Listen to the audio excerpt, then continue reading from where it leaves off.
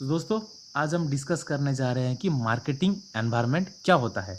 Marketing environment कौन सा चीज़ होता है। देखिए, मार्केटिंग एनवायरनमेंट एक ऐसा चीज़ है जो कि मार्केटिंग को अफेक्ट करता है, यानी कि मार्केटिंग का एक्टिविटीज़ को जो जो सारा चीज़ अफेक्ट करता है हम उसे मार्केटिंग एनवायरनमेंट बोल के बोलते हैं। यानी कि कौन कौन सा चीज़ अफेक्ट करता है, जैसे कि इंटरनल और एक्सटर्नल। इंटरनल और एक्सटर्नल, इंटरनल को क्या बोलते हैं हम, माइक्रो एनवायरनमेंट बोलते हैं, और एक्सटर्नल को मैक्रो एनवायरनमेंट बोल के बोलते हैं।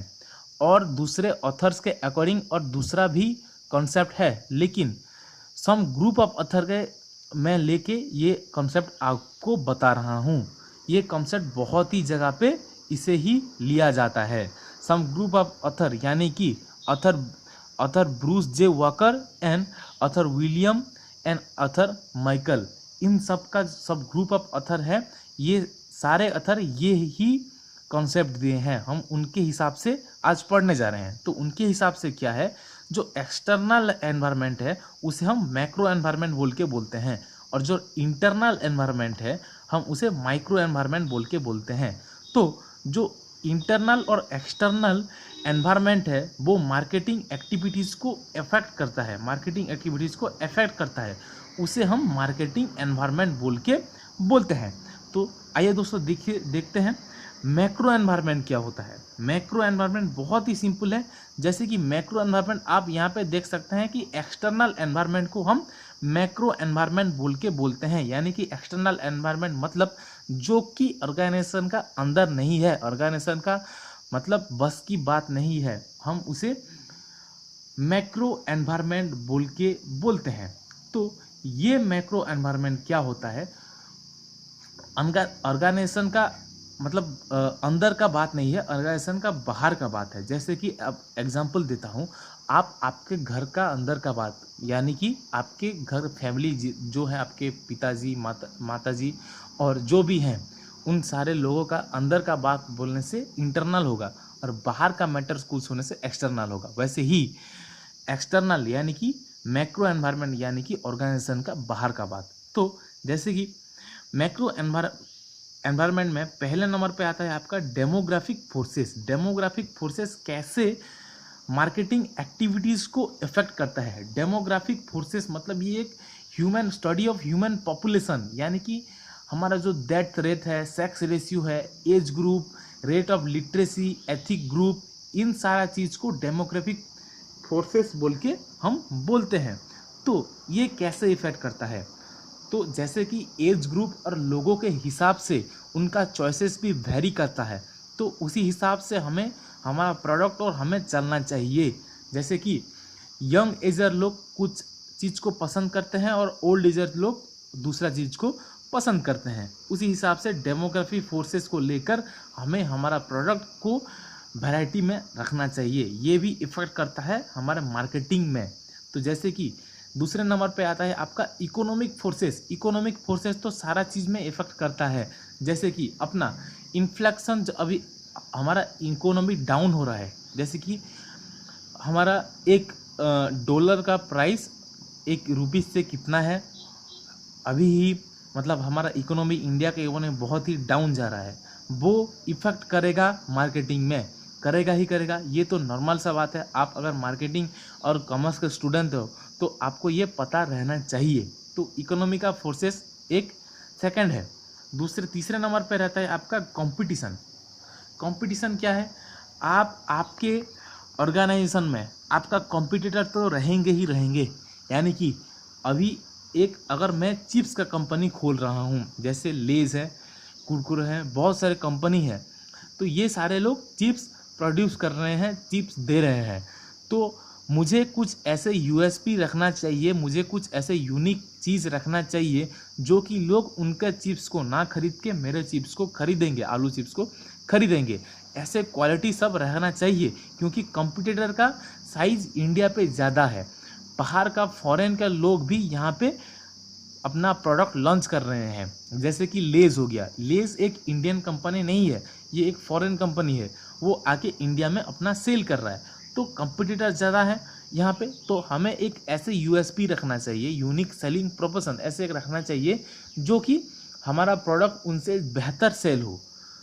तो ये हो गया तीसरा पॉइंट। चौथा पॉइंट हो गया आपका सोशल एंड कल्चरल फोर्सेस। तो सोशल और कल्चरल फोर्सेस क्या है?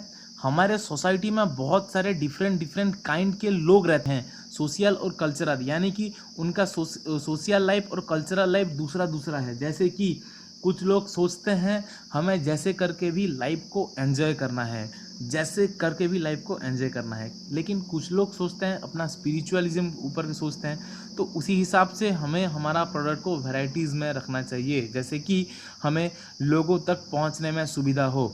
तो ये हो गया एक चौथा फैक्टर जो कि अफेक्ट करता है मार्केटिंग एनवायरनमेंट को। तो पांचवें नंबर फैक्टर है पॉलिटिकल एंड लीगल फोर्सेस। ये तो अफेक्ट करेगा ही करेगा पॉलिटिकल फोर्सेस। जैसे कि पॉलिटिकल फोर्सेस यानी कि हमारा जो, अगर हमारा एक मैन्युफैक्चरिंग कंपनी है, हमारा एक फैक्ट्री है मैन्युफैक्चरिंग का, आजकल जो पॉल्यूशन का लॉज हैं वो बहुत ही तरह स्ट्रिक्ट निभाए जा रहे हैं। तो उसी हिसाब से हमें वो लॉ को पालन करते हुए हमें हमारा फैक्ट्री को रन करना है। तो ये हो गया पॉलिटिकल एंड लीगल फोर्सेस। और गवर्नमेंट का बहुत सारे रूल्स आते हैं, बहुत सारे लॉज आते हैं, हम उसे देख के ही हमें हमारा कंपनी को रन करना चाहिए। और एक पॉलिटिकल एंड लीगल फोर्सेस का और एक बेनिफिट भी है, जैसे कि हम हमारा एक गवर्नमेंट को हम अगर हमारा प्रोडक्ट को सप्लाई कर सकते हैं तो ये एक बहुत ही शानदार चीज़ होगा आपका कंपनी के लिए। जैसे कि गवर्नमेंट एक बल्क बायर है, गवर्नमेंट बहुत अमाउंट ऑफ बल्क बाइंग करता है। तो उसी हिसाब से political and legal forces effect करता है मार्केटिंग एनवायरनमेंट में। टेक्नोलॉजी तो इफ़ेक्ट करेगा ही करेगा मार्केटिंग में। जैसे कि आजकल टेक्नोलॉजी बहुत ही तरह डेवलप्ड हो रहे हैं, इलेक्ट्रॉनिक्स मशीन्स आ रहा है, इलेक्ट्रॉनिक बहुत सारे इक्विपमेंट्स आ रहे हैं। तो हमें भी हमारे फैक्ट्री है या हमारे कंपनी को हमें टेक्नोलॉजी के हिसाब से डेवलप करना चाहिए। जैसे कि अगर मैं आपको सपोज एक एग्जांपल देता हूँ, आपके फैक्ट्री में बहुत ही मतलब मैन पावर ज़्यादा है, यानी कि आपका कंपनी में या आपका फैक्ट्री में बहुत सारे लेबर काम कर रहे हैं, मशीन्स इक्विपमेंट बहुत कम है, तो आपका काम बहुत ही धीरे धीरे होगा। अगर आप टेक्नोलॉजी के साथ जाते हैं और आपका मशीन्स को अपग्रेड करते हैं तो आपका टाइम बहुत ही सेव होगा। उसी हिसाब से आपका प्रोडक्ट का प्रोड्यूसिंग चार्जेस भी बहुत कम होगा और आपका प्रोडक्ट का प्राइस भी बहुत कम होगा। आप कम प्राइस में ज़्यादा फैसिलिटीज़ दे सकते हो। तो ये मार्केटिंग एनवायरनमेंट में ये ऐसा इफेक्ट पकाता है। नेक्स्ट नंबर पे आता है दोस्तों माइक्रो एनवायरनमेंट। तो देखते हैं माइक्रो एनवायरनमेंट क्या है। तो दोस्तों देखते हैं कि माइक्रो एनवायरनमेंट यहाँ पे क्या इफ़ेक्ट करता है हमारे मार्केटिंग एनवायरनमेंट के ऊपर। तो देखते हैं सप्लायर। अगर आपका प्रोड्यूसिंग कंपनी है, अगर आप कुछ चीज़ प्रोड्यूस कर रहे हैं तो आपको एक ह्यूज नंबर ऑफ सप्लायर चाहिए ही चाहिए। आपका सप्लायर जितने जगह पे होंगे आपका प्रोडक्ट उतने जगह तक जा पाएगा। जैसे कि आपका जो सप्लायर अगर एक सीमित जगह पे है या एक सिर्फ आपके टाउन में है तो आपका प्रोडक्ट बहुत जगह पे सेल नहीं हो पाएगा। और आपका सप्लायर बहुत सारे टाउन्स में है, बहुत सारे जगह में है, बहुत सारे स्टेट्स में है, तो ये आपका एडेड एडवांटेजेस होगा। रीसेलर का है दोस्तों, ये एक रीसेलर थर्ड पार्टी होते हैं। रीसेलर का थर्ड पार्टी होने का मतलब ये है कि यहाँ पे होलसेलर हो गया या आपका रिटेलिंग शॉप, ये लोग हो गए, ये लोग आपका रीसेलर में आते हैं। तो रीसेलर में क्या होता है, अगर आपका प्रोडक्ट एक अच्छे रीसेलर के पास जाता है जो कि कस्टमर से बहुत दिनों से डील कर रहे हैं, तो ये इसके लिए एक आपके प्रोडक्ट के लिए एक एडेड एडवांटेजेस है, क्योंकि उनका ऊपर कस्टमर्स का बिलीव बहुत ही ज़्यादा रहता है। तो उसी हिसाब से आपका प्रोडक्ट को वो भी पसंद करेंगे।